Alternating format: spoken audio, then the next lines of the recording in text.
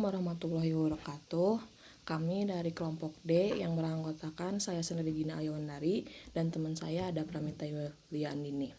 Di sini kami akan mempresentasikan pengaruh pengguna aplikasi TikTok sebagai media promosi dengan tren go up terhadap minat beli produk skincare. Next.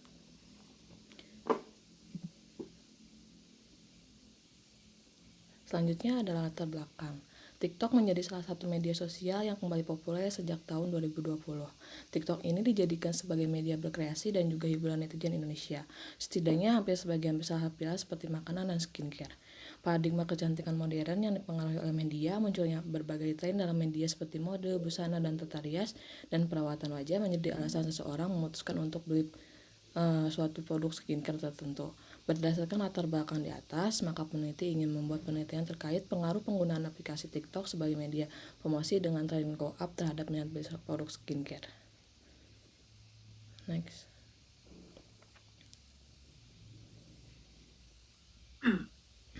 Di sini terdapat data-data. Yang pertama itu ada data diunduh hampir 1 miliar kali sepanjang 2020. Di sini yang dominan itu pada bulan Maret dan bulan Mei. Yang selanjutnya ada data kedua. Di sini itu data profil iklan audien Indonesia di tahun 2022. Yang dominan itu usia 18 sampai 24 tahun dan wanita itu 25% dan laki-lakinya 17,9%. Next. Di sini terdapat rumusan masalah. Dari latar belakang di atas yang telah diuraikan, dapat diketahui bahwa bagaimana pengaruh aplikasi TikTok sebagai media promosi terhadap tren go up. Next. Pertanyaannya, mengapa topik atau masalah yang harus diangkat dan dibahas, dan kedua, manfaat apa yang diambil dari aplikasi TikTok yang dapat membawa pengaruh terhadap konsumen yang melihat tren tersebut. Next.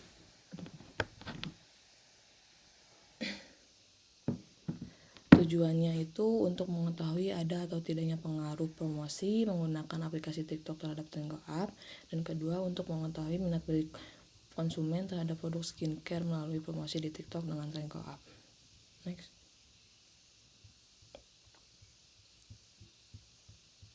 Manfaatnya yang pertama bagi peneliti untuk mengetahui penerapan materi yang diperoleh selama perkuliahan. Yang kedua bagi pengetahuan itu untuk menambah penguasaan dan pengetahuan.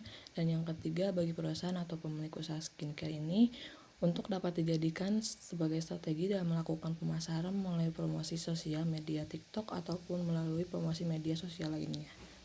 Next. Yang selanjutnya akan dijelaskan oleh teman saya.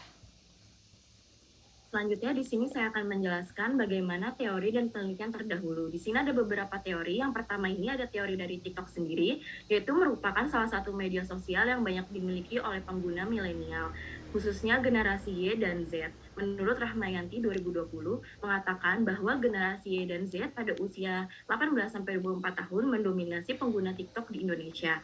Generasi tersebut merupakan generasi yang sering melakukan belanja online sehingga lebih konsumtif dan impulsif. Selanjutnya di sini ada menurut Kaplan dan Heinlein 2010 menyebut bahwa media sosial adalah layanan aplikasi berbasis internet yang mana konsumen dapat berbagai pendapat, sudut pandang, pemikiran, dan pengalaman. Media sosial dapat digunakan sebagai penghubung suatu informasi dan komunikasi dari seorang produsen ke konsumen. Dan yang terakhir di sini ada definisi dari tren. Tren sendiri adalah segala sesuatu yang saat ini sedang dibicarakan, diperhatikan, dikenalkan, atau dimanfaatkan oleh banyak masyarakat pada saat tertentu. Dalam hal ini, tanda-tanda suatu objek sedang menjadi tren adalah jika di saat tersebut menjadi pusat pembicaraan, pusat perhatian, dan seringkali digunakan. Menurut Mariam S. 2014. Next. Di sini ada contoh beberapa jurnal acuan. Di sini ada 10 jurnal, dan yang menjadi jurnal acuan kami ada pada nomor 7.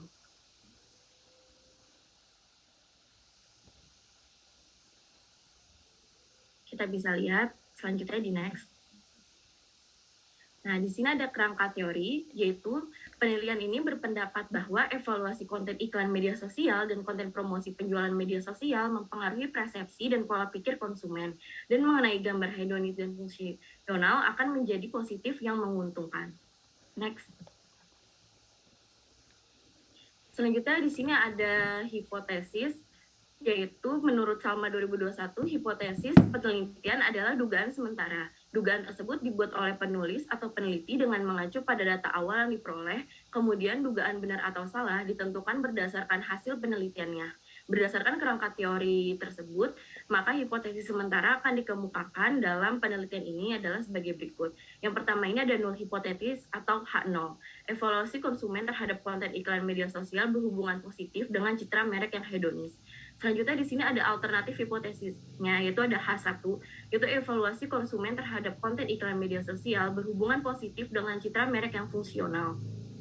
Selain itu, beberapa penelitian berpendapat bahwa promosi penjualan sangatlah penting dalam membangun citra merek yang kuat dan bagus, menurut Goldberg dan Neslin 1990. Sedangkan promosi penjualan tidak dapat terlalu tertekan dikarenakan dapat menciptakan keunggulan kompetitif melalui keterlibatan yang kuat dalam konsumen dengan merek.